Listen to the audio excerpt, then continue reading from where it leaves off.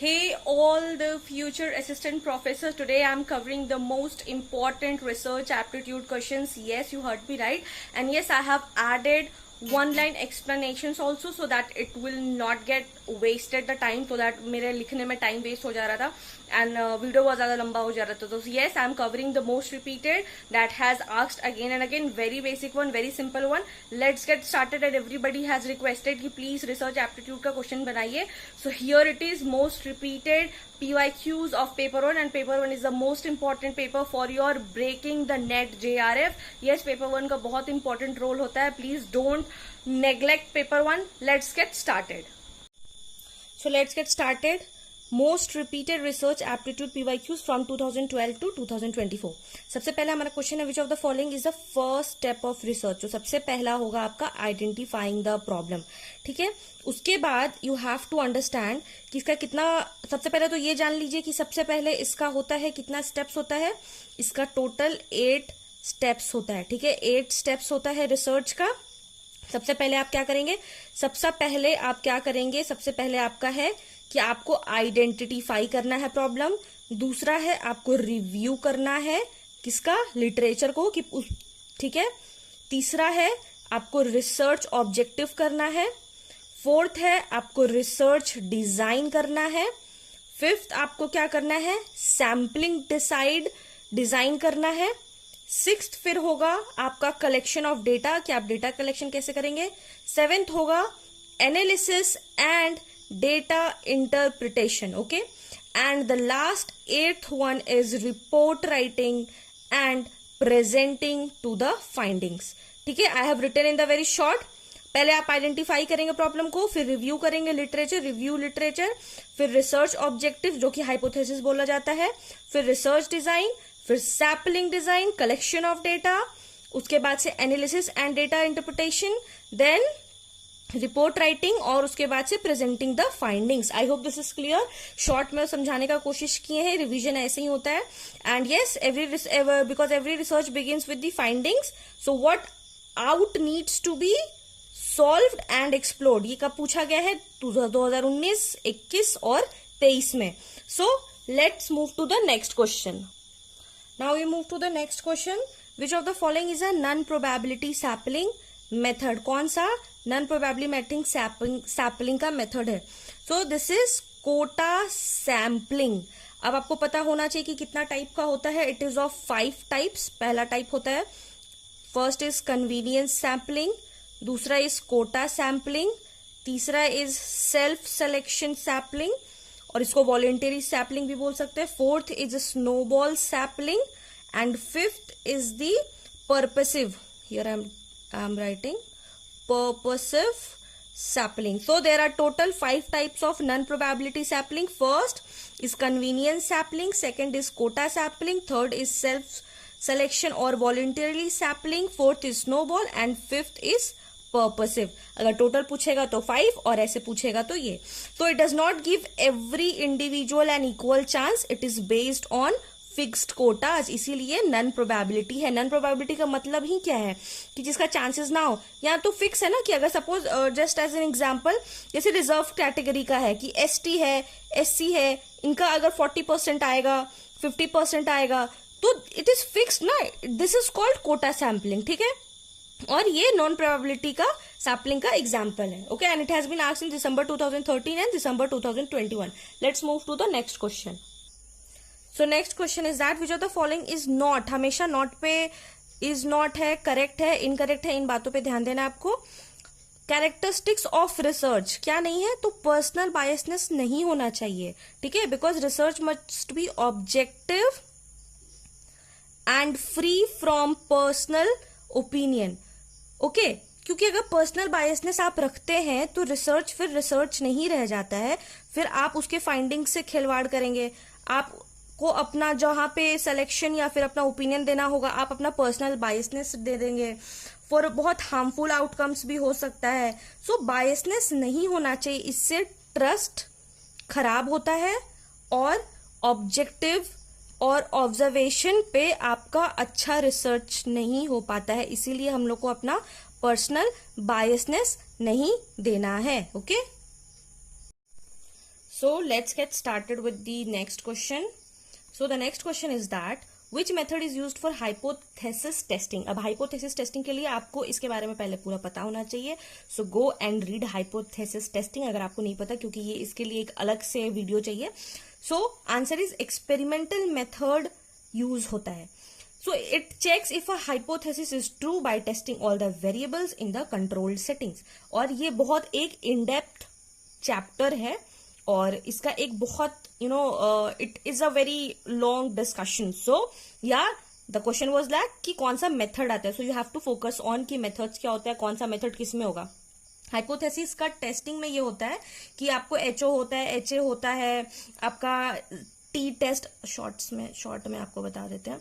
T test होता है, इसमें आपका जेड टेस्ट होता है. और जिन्होंने कभी ये नहीं पढ़ा है तो उसके लिए तो ये कुछ समझ में नहीं आ रहा होगा. फिर चिया स्क्वायर टेस्ट होता है, फिर रिग्रेशन एनालिसिस होता है, फिर बहुत सारा फॉर्मुलेट होगा, सिग्निफिकेंट होगा, बहुत सारा टेस्ट में होता है. ठीक है.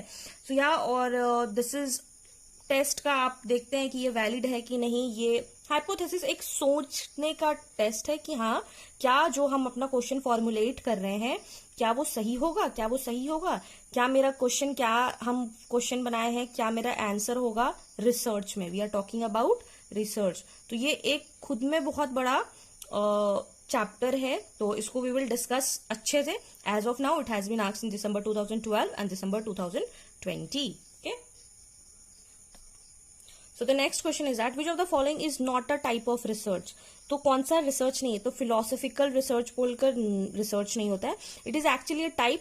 ये एक टाइप है but often confuse with listed with options like analytical और डिस्क्रिप्टिव. जब ये इस सारे ऑप्शंस के साथ रहेगा तो फिलोसफिकल रिसर्च कुछ नहीं होगा. And it is of kind of qualitative और थ्योरेटिकल टाइप में होता है. Okay. And it has been asked in June 2015 and December 2017. This question, the next question is that what is the full form of APA? ये +20 times आ चुका है from 2012. From 2012 से लेके 2024 तक ये 20 times पूछा गया. ठीक है. It is American psychological association. ये क्या है? ये एक स्टैंडर्ड रेफरिंग स्टाइल है जो कि सोशल साइंसेज में यूज किया जाता है. This is from the higher studies. ठीक है. और ये आईसीटी में भी आप ले सकते हैं. So it is a type of standard references in social sciences. It has been asked in December 2016 and June 2021. Now the next question is that plagiarism means using others' ideas or words without proper citation. अब suppose हम यही video बना रहे हैं. अब कल के date में कोई मेरा ये वीडियो उठा ले और अभी तो मेरा कहीं नाम वाम कुछ नहीं लिखा हुआ है. Suppose now I am writing यहाँ पे पूजा सिंह लिख दिए. ठीक है. अभी तो इसको चलो ये भी एडिटेबल है, इसको भी कोई एडिट कर सकता है. अगर कोई मेरे से बिना पूछे मेरा सामान यूज कर रहा है दैट मीन्स प्लेगियरिज्म. ठीक है. तो अब हम ऐसे ऐसे कर दिए तो अभी तो मेरा ये हाथ तो आएगा ना, ये मेरा हैंड्स तो आएगा, तो you can not take that. ठीक है.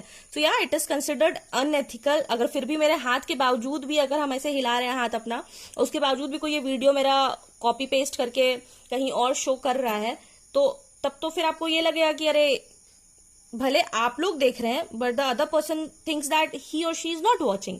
लेकिन ऐसा नहीं होता है. This is very bad, this is very wrong. Plagiarism नहीं करना चाहिए किसी का भी वर्क को. So yes it is considered unethical and a serious academic offence. ठीक है.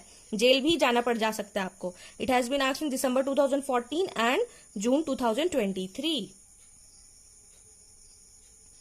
The next question is that which of these is a qualitative research method? तो सबसे पहले आपको जानना होगा कि qualitative research method क्या होता है. qualitative research method वो होता है जिसमें हम in depth of understanding करते हैं. किसके बारे में?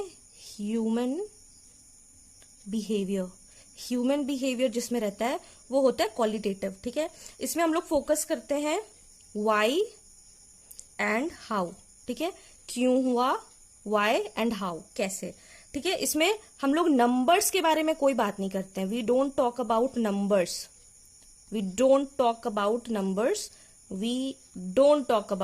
नंबर्स के बारे में हम बात नहीं करते. We just talk about why and how. ठीक है. And we talk about the experiences. We talk about the perspective. We talk about the opinions, ठीक है। तो जिसमें आपको ओपिनियंस के बारे में पूछा जाए, एक्सपीरियंसेस के बारे में पूछा जाए और पर्सपेक्टिव के बारे में पूछा जाए, that means we are talking about qualitative research. और इसका उल्टा होता है क्वांटिटेटिव, ये भी आपको शॉर्ट में बता देते हैं। क्वांटिटेटिव होता है, इसमें आपको पूछा जाता है व्हाट और व्हेन, ठीक है। इसमें आपको नंबर्स से रिलेटेड क्वेश्चन होगा, plus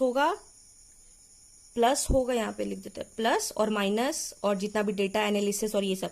but in qualitative opinions आपका मैटर करेगा, आपके एक्सपीरियंसेस मैटर करेंगे और आपके पर्सपेक्टिव्स मैटर करेंगे, ठीक है। सो या ethnography is one type of qualitative. इसमें आप you study culture, you study communities, you study through observation and participation, and this has been asked in January 2017 and December 2022. So the next question is that which of the following improves reliability of research?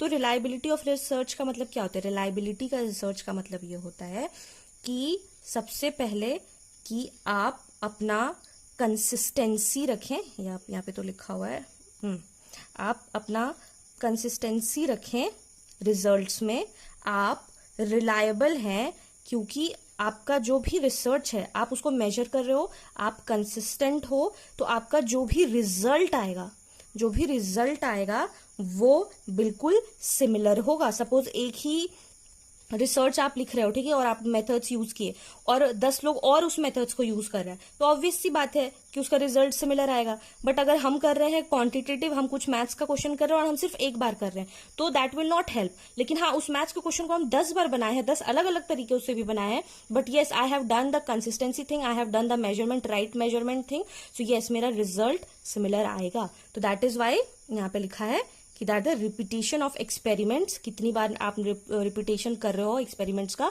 That improves reliability. कोई भी हम जैसे Surf बनाने का, साबुन बनाने का experiment कर रहे हैं, 50 बार हमने किया, 50 बार हम किसी साबुन को बनाने का कोशिश कर रहे हैं, ठीक है, ये सोप ब्लैक कलर का सोप है, और 50 बार का मेथड हम चेक करके इसको टेस्ट कर रहे हैं, तो ऑब्वियसली जो 51 टाइम्स बनाएगा तो उसका तो रिजल्ट अच्छा आएगा, ऑब्वियस सी बात है ना, उसका रिजल्ट अच्छा आएगा।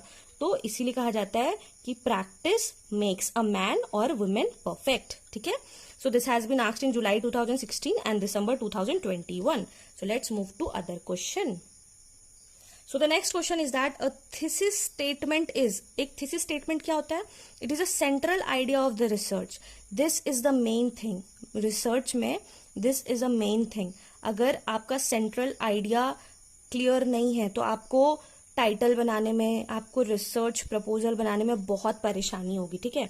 सो या it tells the reader what your main argument और पर्पस इज इन रिसर्च। आपका रिसर्च में आपका मेन पर्पस क्या है, आपका मेन आर्ग्यूमेंट क्या है, आप किस टॉपिक पर बनाना चाहते हो, this is your main focus, okay. And it has been asked in December 2018 and June 2022. Now the next question is that which scale is used for ranking preference? अगर हमको प्रेफरेंस जानना है, सपोज यूट्यूब जब आप चलाते हो तो आपको सर्वेज आता है, ठीक है, सर्वेज आता है कि आप अभी रिसेंटली कौन सा प्रोडक्ट यूज कर रहे हो, इन सर्फ, इन साबुन, इन शैम्पू।